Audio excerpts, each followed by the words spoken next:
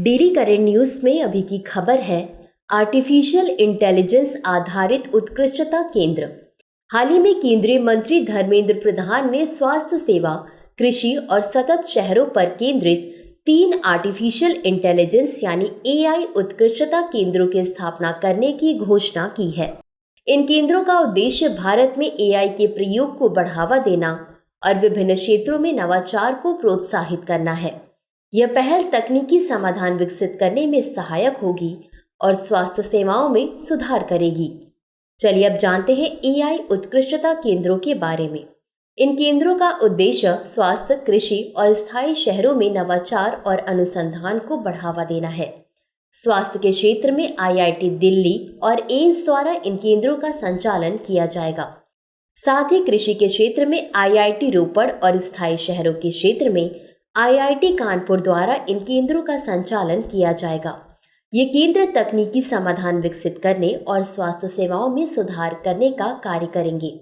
इन केंद्रों का उद्देश्य भारत की एआई क्षमता को मजबूत करना और स्वास्थ्य सेवाओं में सुधार करना है। बता दें कि इन केंद्रों की स्थापना make AI in India and make AI work for India के दृष्टिकोण के अंतर्गत की गई है। सरकार ने इन केंद्रों के लिए 990 करोड़ का वित्तीय प्रावधान किया है।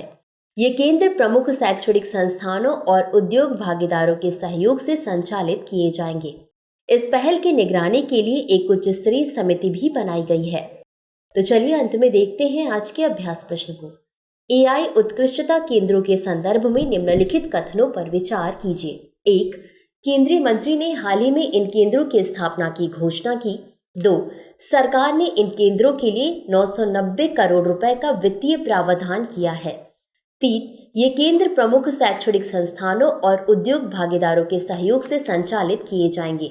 उपर्युक्त में से कौन सा या कौन से कथन सही है या सही है?